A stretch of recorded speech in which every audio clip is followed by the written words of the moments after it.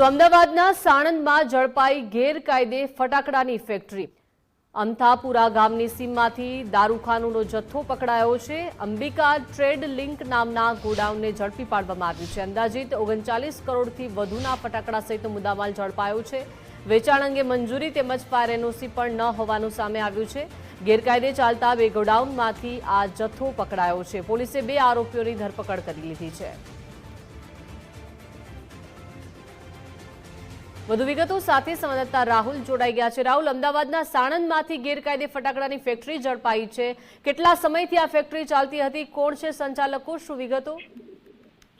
બિલકુલ, અમદાવાદના ગ્રામ્ય વિસ્તારની અંદર પોલીસની એક રેડ છે તે પડી હતી। સાણંદ તાલુકાના અમથાપુરા ગામની સીમની અંદર દારૂખાનાનો જથ્થો જે છે તે પકડાઈ આવ્યો છે અને પોલીસની માહિતી મુજબ અમિત મોદી જે છે તે આ ગોડાઉનનો જે છે માલિક હતો અને સાથે કિશન કોરી પટેલ જે ગોડાઉનનો મેનેજર હતો।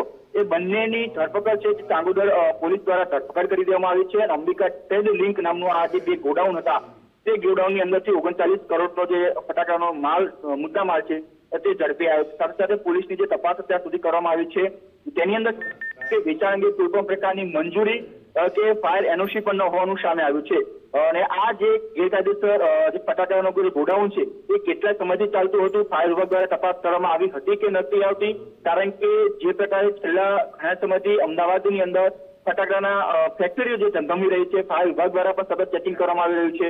ત્યારે સાણંદ ફાયર વિભાગ દ્વારા પણ અહીંયા ચેકિંગ કરવામાં આવતું હતું કે નહીં તે તમામને લઈને હવે સવાલો પણ જે છે ઉભા થઈ રહ્યા છે। જી રાહુલ, આભાર વિગત સાથે જોડાયા તે બદલ।